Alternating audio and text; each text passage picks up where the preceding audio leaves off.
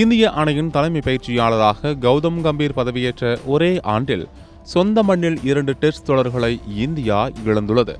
இதன் காரணமாக 2027ஆம் ஆண்டு லார்ட்ஸ் மைதானத்தில் நடைபெற இருக்கும் உலக டெஸ்ட் சாம்பியன்ஷிப் இறுதிப் போட்டியில் பங்கு பெறும் வாய்ப்பினை இந்தியா இழந்துள்ளது.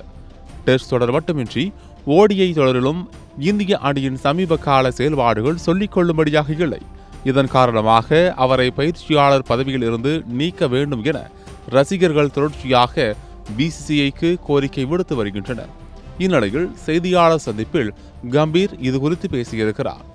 இதுகுறித்து அவர், பயிற்சியாளர் பதவியில் நான் இருக்க வேண்டுமா வேண்டாமா என்பதை முடிவு செய்ய வேண்டியது பிசிசிஐ தான். நான் முன்பே சொன்னேன், இந்திய கிரிக்கெட் முக்கியம், நான் முக்கியமில்லை. இங்கிலாந்து மண்ணில் டெஸ்டில் நன்றாக விளையாடிய போதும், சாம்பியன்ஸ் டிராபி, ஆசிய கோப்பையை வென்றபோது இதே கம்பீர் தான் பயிற்சியாளராக இருந்தேன். இது கற்றுக்கொண்டிருக்கும் ஒரு அணி என்று சாதனைகளை லிஸ்ட் போட்டு பேசியிருக்கிறார்.